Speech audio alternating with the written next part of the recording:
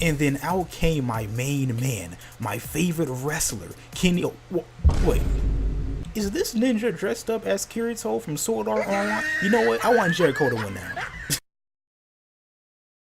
All Elite Wrestling has finally put out its first ever show. Was it trash? Was it a banger? I'm Snapback Wrestling and let's get ready to review. Heads up, this is a review for the official main card and not the pre-show. I will say for the pre-show, my boy Hangman Page won the Battle Royal. I loved it. The dude is just so amazing. He's so young. He's so fresh. This man is the future. This is the worst opening match I have ever seen. Nah, I'm just joking, it was a banger. Clocking in about 14 minutes, this match was action-packed from start to finish. I love SCU, they have such a great gimmick going on. They're three extremely talented guys with a ton of chemistry. And although not being too familiar with the Strong Hearts, I can definitely say these guys delivered a great match and the best match to start the show off. Fantastic. This match wasn't a bad match, but it was my least favorite match of the night, cannot lie. First off, Awesome Kong is the GOAT, especially for me watching TNA back in the day. Her rivalry with Gail Kim was classic, and although it was a great nostalgia pop to see her, I do feel like her presence definitely took away from Nyla Rose's presence. And mind you, she didn't do much in the match anyway. It was essentially a triple threat match featuring Awesome Kong. Britt Baker and Smiley Kylie Ray, one of my favorites, were involved in the bulk of the work of the match, and that's fine since they were two of the more workhorse type wrestlers, whereas Nyla and Awesome Kong were more of the hosses. So overall, as a fatal four-way match, it wasn't the best it could have been. I definitely would have hit him with the Thanos snap and just cut it to Britt and Kylie, and you could have had Nyla and Awesome Kong in another match down the line. But yeah, that's just me. Again, not a bad match, just an okay match for me. Alright, so first off, Angelico, I know for a fact you stole Kane's outfit, alright? Okay, like, just because my man is a mayor now, doesn't mean you could just go stealing his suit and then dumping it in Mountain Dew like we're not gonna know it's his suit. But nah, in all seriousness, this was a pretty good match. Probably my biggest gripe with the match was that the fact that the commentary kept putting over how there's this new rule, it's no longer 5 seconds, but 10 seconds that both partners can be in the ring. Alright, bet. But tell me why they didn't even enforce that throughout the match. Like, bruh. The best friends were in the ring together for like 5 minutes. I swear it was like 5 minutes, man. You ever watch an anime like Dragon Ball Z when like 5 minutes is supposed to go by, but it's really like an episode in our time? That's what that felt like. And it's not a big deal because that's kind of how all tag matches are nowadays. It's just the fact that they specifically said it during that match and then they didn't even do it. That's my whole thing with it. But outside of that, it was really good, especially towards the end. A lot of very convincing near falls. That dude Jack Evans was selling like a madman. He was selling like Dolph Ziggler on steroids. The best friends are a great tag team and picked up the win after about 12.5 minutes. And after the match, when they're all gonna hug it out in a very respectful way, lights turn out and the War Raiders, I mean some unknown tag team, pulls up and beats up everybody. I really enjoyed that segment. We're already building up tag teams and storylines. These guys were very weird and spooky and I liked it and I want to see more. Next up was waifu time. This 6-woman's tag wasn't as coordinated or smooth as the opening match, but it did have this really cool story of these younger women wrestlers trying to overcome their masters. Going into the match, I knew nothing about any of these women outside of Aja Kong, and I felt like in that short amount of time I was able to really understand who these performers were and who these characters were. Hikaru Shida is definitely going to be a future ace of the AEW women's division. Trust me on that one. One of the best spots for me was when Aja Kong nearly obliterates young Riho with this backdrop driver. Bruh. This was a good match.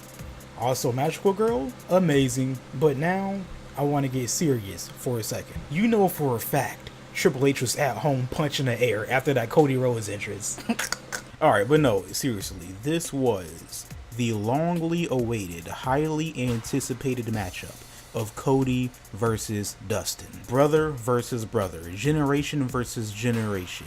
This was one of the marquee matches of the night, one of the 3 main events, extremely hyped up through amazing promos, but I don't think anyone truly expected this match to be what it was, and that was match of the night. Clocking in at about 22 minutes, this was more of a fight than it was a match. Cody was playing the dastardly heel throughout the match, cheating any way he could, even getting his wife Brandy involved. Dustin was the ultimate babyface, trying his hardest to fight off these two.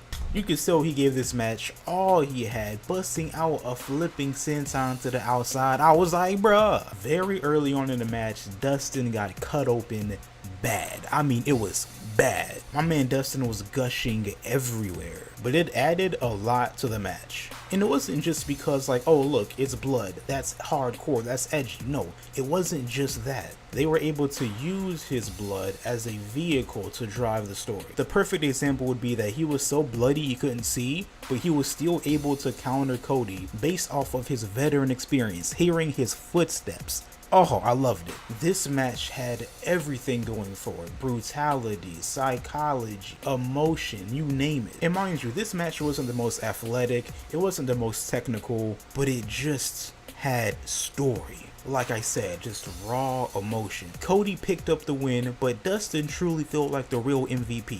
And not just of this match, but of the night as a whole. There was so much to this match, it was insane. Instant classic. This might just go down as my 2019 match of the year. And if this wasn't already great enough, Cody Rhodes comes back to the ring after the match is over, cuts just a heartfelt promo, asking his brother to team with him for possibly the last time. JR said, "I'm not crying, I have allergies."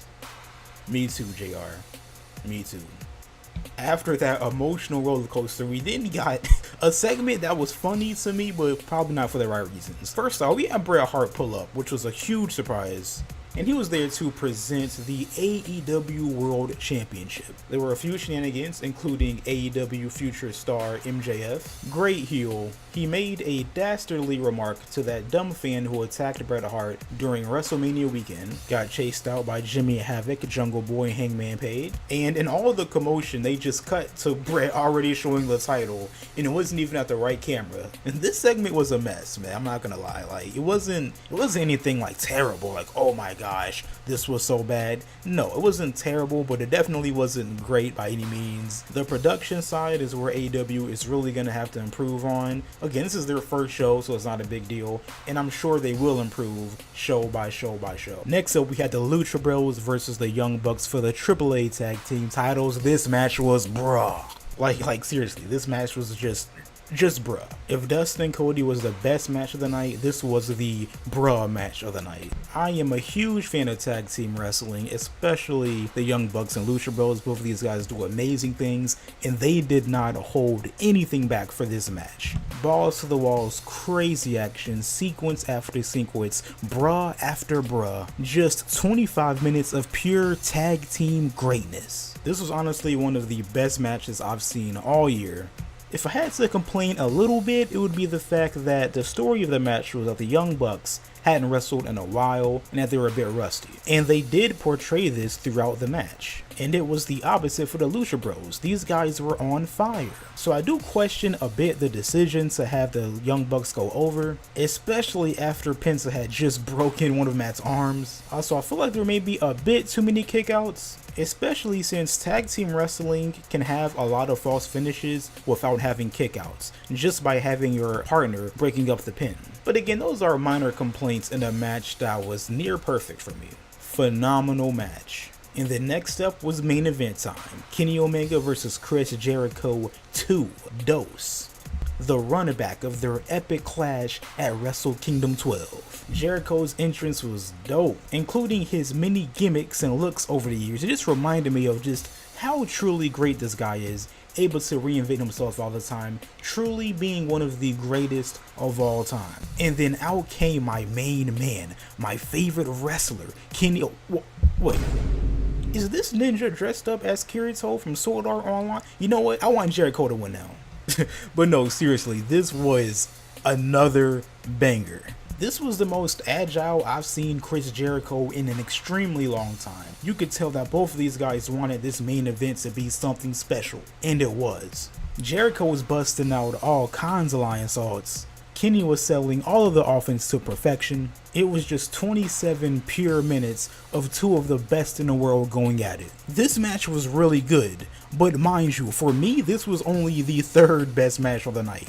That's when you know you had a banger card. Legit, there really isn't much else to say about the match itself, because what came after was the huge talking point. Chris Jericho wins this historic main event and then demands a thank you from everyone, including the audience. And then out came John freaking Moxley. Bruh. The roof came off the place. The roof came off my place at home. He pulls up to the ring, dirty deeds Jericho, dirty deeds the ref. The ref ain't even do nothing. Like, John, you don't have to do him like that. He tries to put Omega away. Omega tries to fight for a little bit until he eventually hits the dirty deeds, and then an attitude adjustment. It was the perfect way to debut John Moxley. He looked like an absolute freaking star during the segment. And even though Kenny got laid out by both Jericho and John, he still looked extremely strong in the process. Overall, a great finish to an amazing pay-per-view. AEW's first official show is finally in the books, and man, it had so much hype around it ever since January 1st, and just to see that they were able to come out and have a banger for their first show is awesome. It wasn't a perfect show. Camera work was a bit shoddy at times, production is still overall something to improve on, but the bell-to-bell in-ring action was superb. Even though this might not have been the best show of the year, I'd argue it was the most important. All eyes were on them to deliver a good show, and we got an awesome one.